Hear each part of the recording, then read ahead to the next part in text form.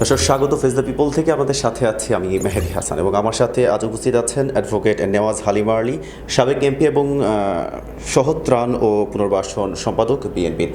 তিনি আজ আমাদের অফিস ভিজিট করেছেন, ঘুরে দেখেছেন। আমি অ্যাডভোকেট নেওয়াজ হালিমা আলীর কাছে জানতে চাবো যে আমাদের এই অফিস ভিজিট করে আপনি কি দেখলেন বা আমাদের ফেস দ্য পিপল সম্পর্কে আপনার মতামত বা মূল্যায়ন কি?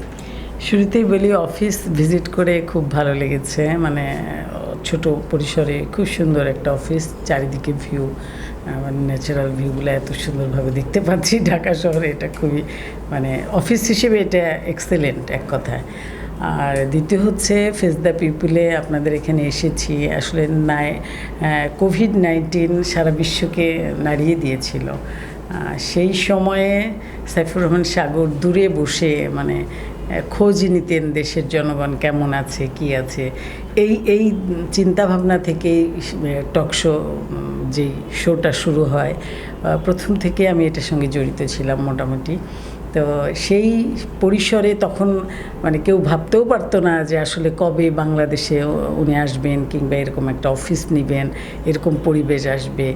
মূলত এই আজকের পরিবেশটা আনার জন্য ওনরাই যে কাজ করেছেন, ওনরাই যোদ্ধা। এই যোদ্ধারা বিদেশে বসে হলেও দেশের মাটিকে ভালোবেসেছেন, প্রাণের সাথে জড়িয়ে রেখেছেন জনগণকে। আর সে কারণেই সারাদিন সেই টকশোতে মানে মেহনতি মানুষ থেকে আরম্ভ করে যারা অনেক কষ্টে ছিল সেই মানুষগুলা তাদের ভয়েস রেজ করতে পেরেছে, তারা তাদের কথা জানাতে পেরেছে। মানে ফেস দ্য পিপল নামটার মধ্যে বোঝা যায় যে এটার গুরুত্ব কতটা ছিল।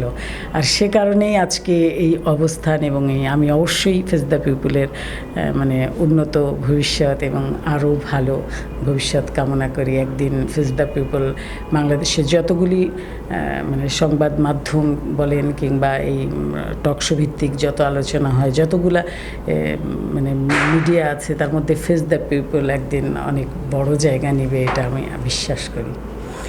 জি, আপনার কাছে আরেকটা কোশ্চেন, সেটা হচ্ছে আপনি ভয়েস রেজের কথা বললেন। তাহলে হচ্ছে আমরা পূর্বে যেভাবে ভয়েস রেজ করেছি, এখন আপনাদের দল বা বিএনপি পরবর্তী যে দল ক্ষমতায় আসবে, সেই দল আসলে কি আমরা পূর্বের মতো আমাদের বা বর্তমান যে স্বাধীনতা পাচ্ছি সেইভাবে কি কাজ চালিয়ে যেতে পারবো কিনা?